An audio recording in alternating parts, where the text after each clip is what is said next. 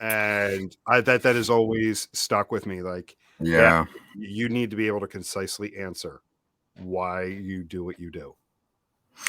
Yeah, so a couple things on that. One completely unrelated, but I got into a little bit of a debate on LinkedIn the other day about remote work, and someone said something like, "Well, if you're choosing to do remote work, you're basically admitting that you're worthless to the company. You really have no value. Like they may give you some little job, but if you're working remote, you're not valuable." And I stopped to think, I'm like, why are you hiring people that have no value to the company? So when you said that, it reminded me of that. It's like, maybe we should be asking ourselves that more often. Like, why are we hiring people if they're not creating value for the company?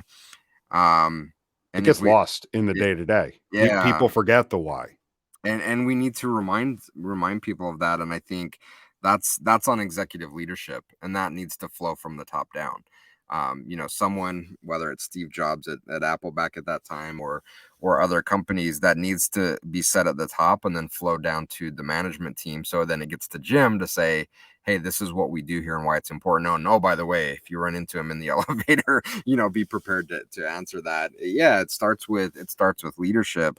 And for a good chunk of companies, I don't know that they know that. So it may be hard to answer. Even as a leadership team, oftentimes the purpose, and we've talked about this, is, well, our purpose is to create more profit.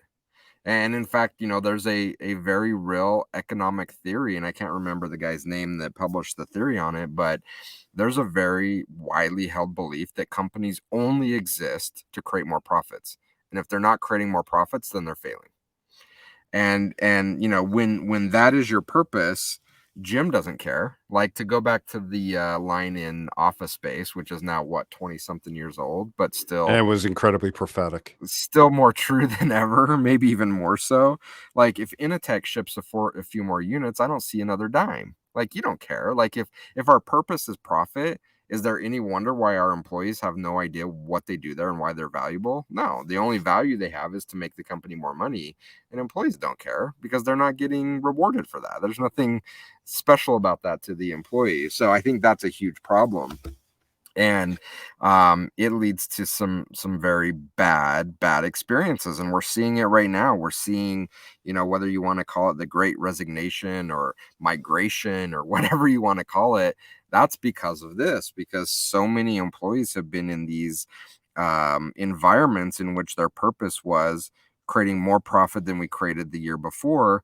And for most employees, that creates very bad experiences, and people are at a point now, and the pandemic really was a wake-up call. It's like, really, like, we're gonna devote all of our happiness in life to something that really, like, we're not behind the purpose. No, I'm gonna go look for something more meaningful in my life. And so, we're seeing that start to play out. But even still, even with this great, migration of employees to different companies, you still have a very sizable chunk of executive leadership that buys into this belief that people are widgets, they're part of this machine, and our shared goal is to make this company more profits. And it's simply starting to break down now. Mhm.